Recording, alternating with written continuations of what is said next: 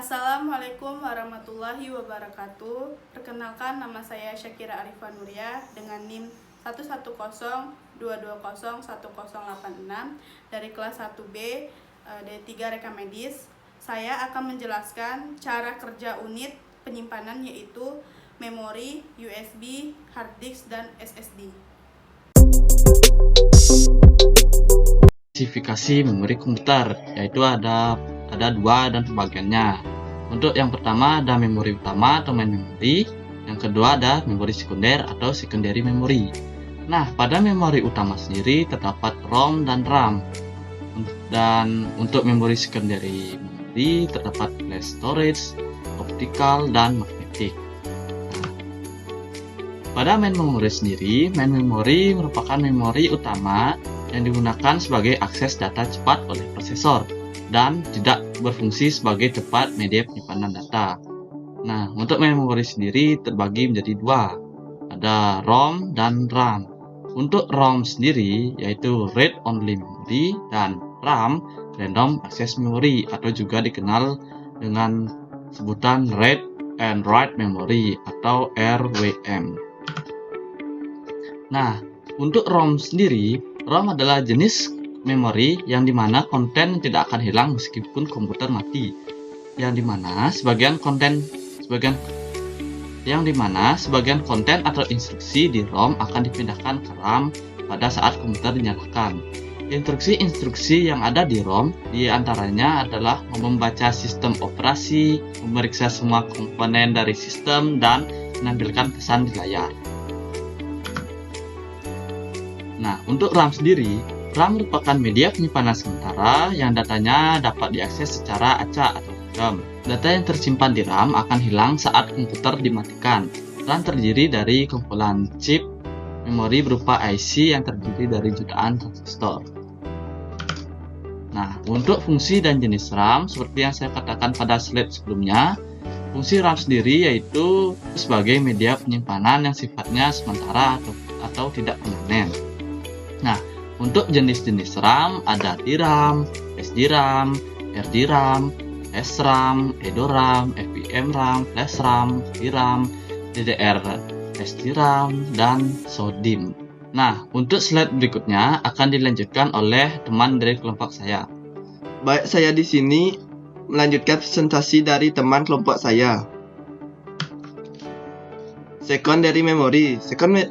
Secondary memory merupakan perangkat untuk penyimpanan data dan program secara permanen.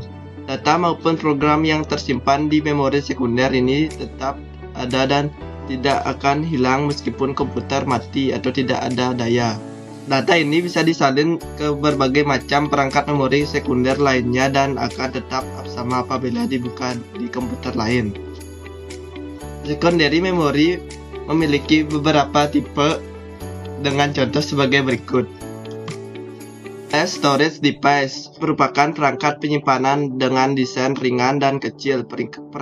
Perangkat ini dioperasikan dengan daya yang disediakan dari port USB seperti flash disk dan solid state drive.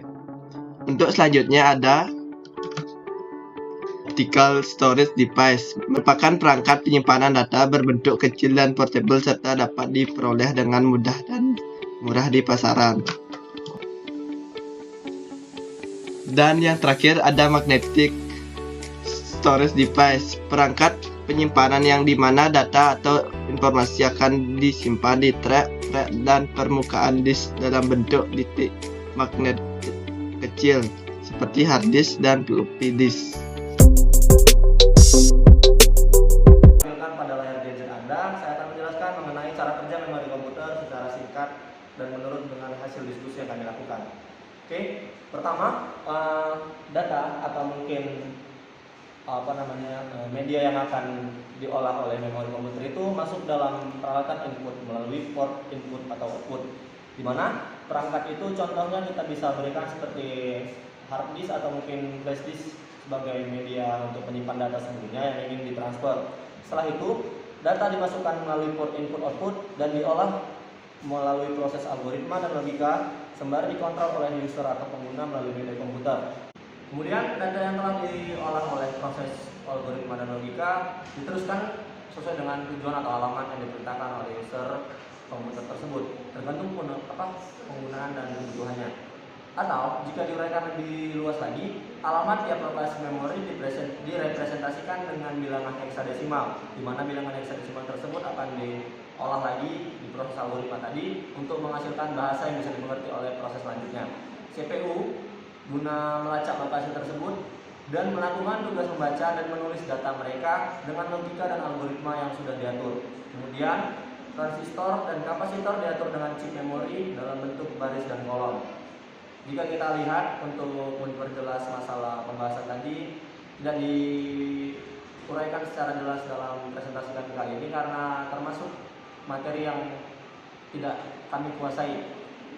Selanjutnya saya akan menambahkan sedikit tentang jenis pembagian memori dan juga apa saja contohnya.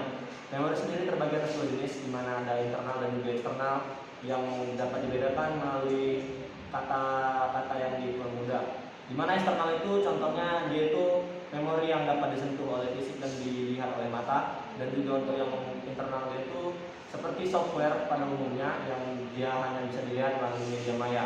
Contoh untuk memori internal tersendiri itu ada RAM, ROM, SD-RAM, dan cache. Sedangkan untuk eksternal ada hard disk, flash disk, floppy, dan juga compact. Berikut itu yang tadi baru saya jelaskan dan akan saya jelaskan merupakan salah satu contoh dari penjelasan singkat mengenai cara kerja memori komputer dan deskripsinya. Ini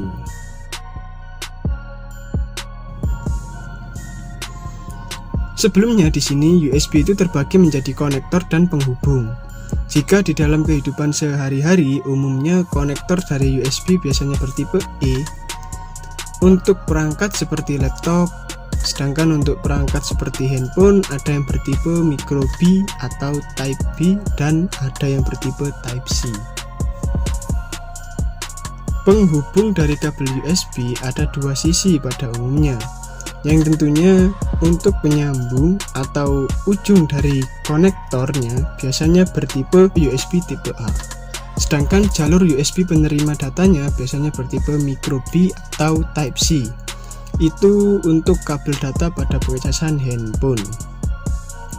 Jika laptop tinggal kita sesuaikan apa model dan bentuk dari USB-nya. Tipe-tipe dari USB sendiri sangatlah banyak sehingga tidak bisa saya sebutkan satu persatu. Masuk ke cara kerjanya. Cara kerja dari USB itu sangatlah beragam, terutama pada pengiriman datanya. Apa maksudnya? Jika kalian melihat cara kerja USB yang digunakan oleh laptop dan HP, tentunya berbeda. Cenderung USB pada laptop lebih banyak dan beragam ketimbang USB dari HP. Tak hanya itu, cara kerja dari USB pada HP biasanya akan selalu mengidentifikasi setiap hal yang masuk ke konektornya adalah pengisian daya, sehingga tidak bisa dikendalikan secara otomatis seperti laptop. Maka dari itu, di pengaturan handphone zaman sekarang ada yang namanya konektor USB OTG. Tentunya untuk mendeteksi apa yang masuk di konektor HP-nya. Cara kerja dari USB itu sendiri sangat mudah, di mana USB tersebut akan mengirimkan sinyal yang berupa kode-kode yang sudah dibuat dan di-reset. Kode tersebut bukan kode sembarangan, sebab kode yang dipakai adalah angka biner atau binary code, yang jika ditulis adalah kode dengan tulisan angka 0 dan angka 1, yang dirancang sedemikian rupa supaya dapat mengirimkan gelombang sinyal. Merupakan penyimpanan permanen pada komputer. Data pada hard disk tidak akan hilang meskipun tidak dialiri listrik.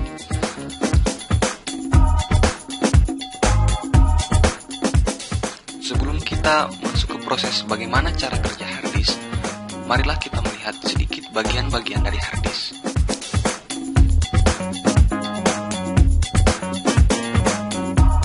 Pada saat hard disk bekerja, piringan disk akan berputar dengan kecepatan yang hampir menyerupai kecepatan cahaya.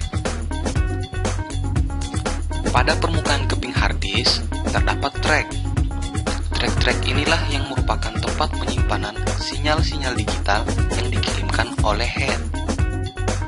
Sinyal-sinyal ini merupakan sinyal-sinyal elektromagnetik kecil yang dikirimkan oleh head berupa angka biner.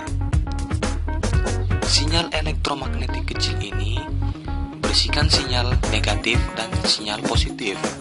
Sinyal positif merupakan sinyal yang berisikan nilai biner 1, sedangkan sinyal negatif merupakan sinyal yang berisikan angka biner 0.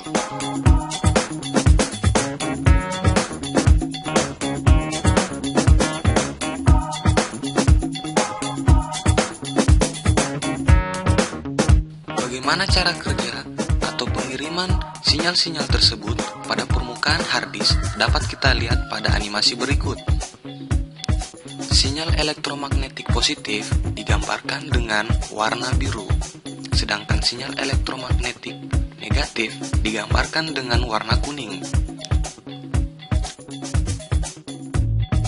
Sinyal elektromagnetik positif yang diberikan oleh head akan disimpan pada permukaan keping harddisk, di mana permukaan tersebut terdapat trek-trek yang telah kita lihat sebelumnya. Pada head terdapat bagian yang akan membaca sinyal-sinyal yang telah ada pada permukaan harddisk. Bagian ini akan mengkonfirmasi apakah sinyal-sinyal yang dikirimkan oleh head telah terdapat pada permukaan keping harddisk, dan juga sekaligus untuk membaca sinyal-sinyal yang telah ada pada permukaan harddisk. Kemudian, bagaimana cara untuk menghapus sinyal-sinyal yang ada pada permukaan harddisk? Caranya yaitu dengan membalikan proses pengiriman sinyal-sinyal pada permukaan keping harddisk.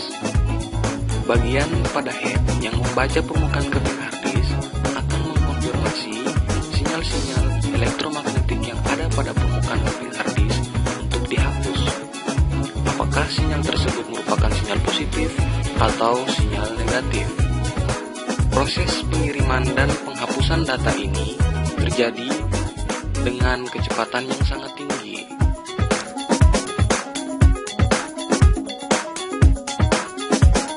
Dan itulah bagaimana cara kerja penghapusan dan pengiriman sinyal pada harddisk.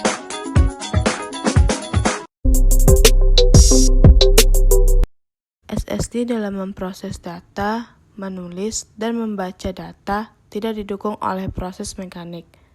Dalam SSD tidak ada komponen mekanis seperti motor dan lengan serta piringan yang berputar. Pada SSD hanya terdapat komponen elektronik seperti integrated circuit atau IC, microchip, dan komponen elektronik pendukung lainnya seperti kapasitor. Semua proses pembacaan dan penulisan data dilakukan secara elektrik, sama seperti proses yang terjadi pada flash disk dan memori RAM.